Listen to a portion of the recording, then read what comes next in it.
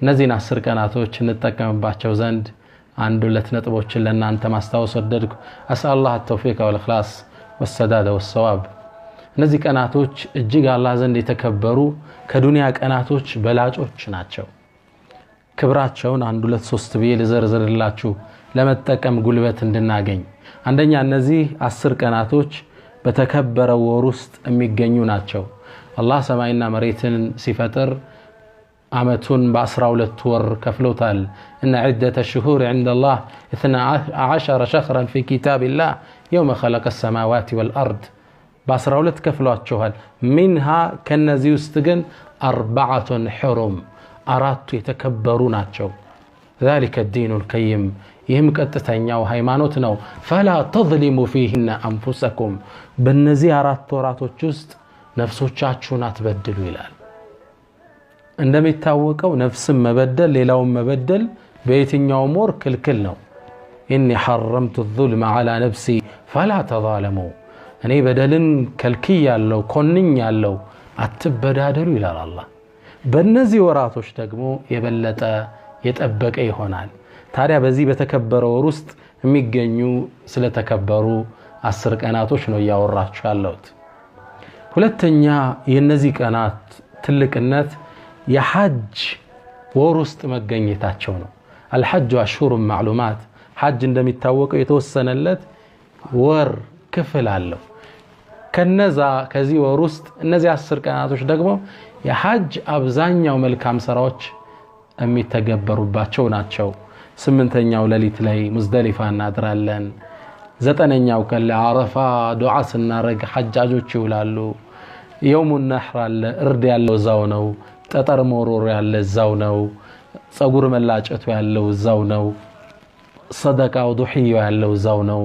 በርካታ የሐጅ ተግባራት እነዚህ ቀናቶች ውስጥ አለ። በል የሐጅ ዋናው አንኳር አስኳል የውሙ አረፋ ከነዚህ 10 ቀናቶች ውስጥ የተካተተ ነው። የአንድ ሙስሊም የእድሜ ልክ ግዴታ የእስልምናን 5ኛ ምሰሶ የሚያቆምበት ሐጅ የሚባለው የሚተገበሩት በእነዚህ ወራቶች ውስጥ በእነዚህ ቀናቶች ውስጥ መሆኑ የቀናቶችን ትልቅነት ይጠቁመናል። ሌላ ደረጃውን ልጥቀስ ለሥራ እንድንነሳሳ። አላህ በእነዚህ 10 ቀናቶች ውስጥ ምሎ እናገኘዋለን።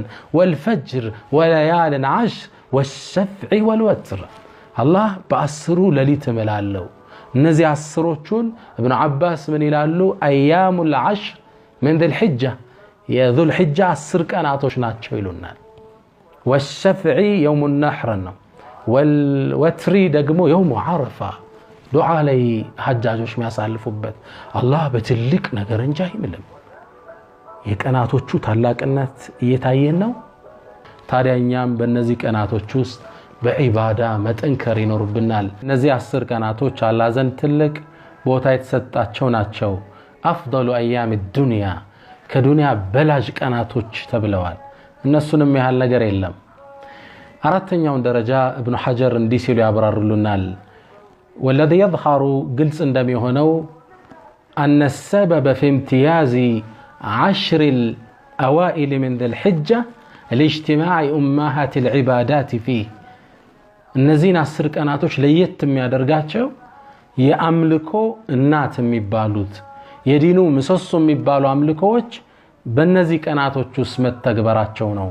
من صلاة صلاة አለ 3 وحج حج አለ وصدقة صدقة አለ وصيام صوم አለ وصدقة صدقة አለ وضحية አለ።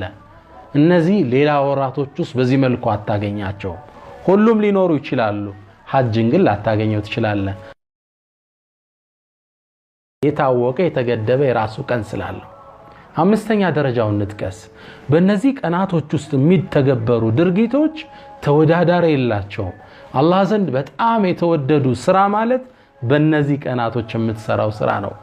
كما في مسلم من حديث عبد الله بن عباس باستلف حديث لي يقول النبي صلى الله عليه وسلم ما من أيام العمل الصالح فيهن أحب إلى الله تعالى من أيام العشر ذي الحجة الله زند سراوش بتأم ميوددوبت كانت بنورو 10 ذي الحجة ميهل كان إلا معمتو استلال አላህ ስራን ስትሰራ በጣም የሚወድበት ቀናት ማለት የዙል ሒጃ ቀናቶች ናቸው እነዚህ 10 ቀናቶች ናቸው እነዚህ የሚወዳደር የለም በረመዳን ቀናት ከምትሰራው ስራ በላይ በእነዚህ 10 ቀናቶች የምትሰራው ስራን የሚወዳደር የለም ረመዳን ላይ 10 ለዋኺር من رمضان የመጨረሻ 10 ቀናቶችና